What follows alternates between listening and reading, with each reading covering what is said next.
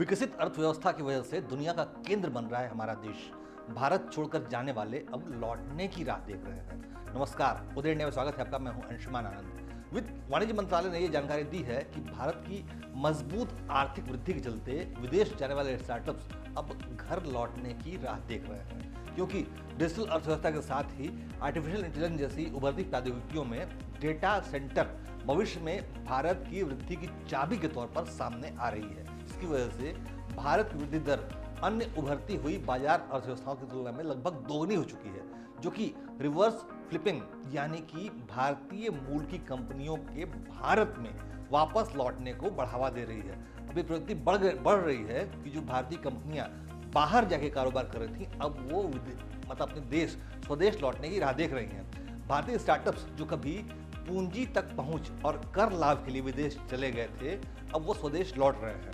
मार्च 2024 में समाप्त हुए वित्त वर्ष में भारत की अर्थव्यवस्था 8.2% के हिसाब से बढ़ी है, जिसने हमारे देश को दुनिया की सबसे तेजी से बढ़ने वाली प्रमुख अर्थव्यवस्था बनाया है।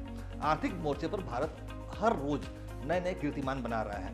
देश का विदेशी मुद्रा भंडार 7 जून को जो दर्ज किया गया वो 4.307 अरब डॉलर बढ़कर 655.817 अरब डॉलर की नई सर्वकालिक ऊंचाइयों को छू गया है। भारतीय रिजर्व बैंक ने यह जानकारी सार्वजनिक की थी। पिछले कुछ सप्ताहों में विदेशी मुद्रा भंडार में उल्लेखनीय वृद्धि देखी गई है। रिजर्व बैंक के आंकड़ों के मुताबिक 7 जून को मुद्रा भंडार का अहम हिस्सा मानी जाने वाली विदेशी मुद्रा आस्तियां 3.773 अरब डॉलर बढ़कर 576.337 अरब डॉलर हो गई। डॉलर के संदर्भ में उल्लेखित विदेशी मुद्रा आस्तियों में विदेशी मुद्रा भंडार में रखे गए यूरो, पाउंड और येन जैसी गैर अमेरिकी मुद्राओं की घट बढ़ का प्रभाव शामिल होता है। रिजर्व बैंक ने कहा कि समीक्षाधीन सप्ताह के दौरान गोल्ड रिजर्व का मूल्य 48.1 करोड़ डॉलर बढ़कर 56.982 अरब डॉलर हो गया।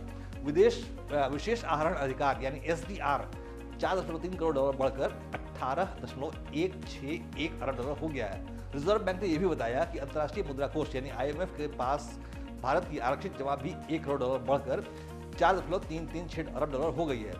भारत की ये मजबूत आर्थिक प्रगति देश में एक सशक्त सरकार की वजह से है। यही कारण है कि देश में मोदी सरकार के तीसरे कार्यकाल में हर रोज नई आर्थिक प्रगति हो रही है। जय हिंद, जय भारत।